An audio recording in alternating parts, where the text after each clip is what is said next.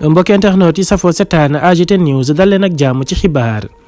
ca Ndakaaru Njaay bu ñu deful attention nag ay jafe-jafe mën na fa am li ko waral nag du leen lu dul am na mobilisation bu am doole boo xam ne waa gendarmerie nationale ak waa police daal dinañ koy def ngir sécuriser biir Ndakaaru te xale yi dañoo jug taxaw temm fas yéene gunge Ousmane Sonko ne ñoom li nga xam ni moom moo ñeel àllum karangeem ñoom ñoo koy assurer du ñu nangu benn yoon président Macky Sall di ko def naka sudul noonu ba tax ñu koy door mandat de dépôt ñoom nag nee nañ dinañ def benn bouclier contre le président Macky Sall ak ay gendarmes ba tax na sax am na sax ay match nawetaan yoo xam ne waroon naa am ci yenn bërëb yi ci Ndakaaru Njaay waaye loolee yëpp dañ ko annulé ci jeudi bi li ko waral du leen lu dul ñoom lépp luy force de l'ordre dañ ko mobiliser yóbbu ko biir Ndakaaru Njaay ngir ñu daal di sécuriser bés bi nga xam ne Ousmane Sonko moom lañ koy auditionné nekk lu doy waar loo xam ne mosul am ci réew mi ndax benn nit dong tax képp kuy takk der ci réew mi nga daal di koy mobiliser loolu dafay wane tout simplement moom ab dayoom ak itam dossier bi fi mu leen toll ndax jaral na leen lu ne waaye jeunesse bi itam ñu ngi taxaw temm ndax ñoom itam su Macky Sall arrièreul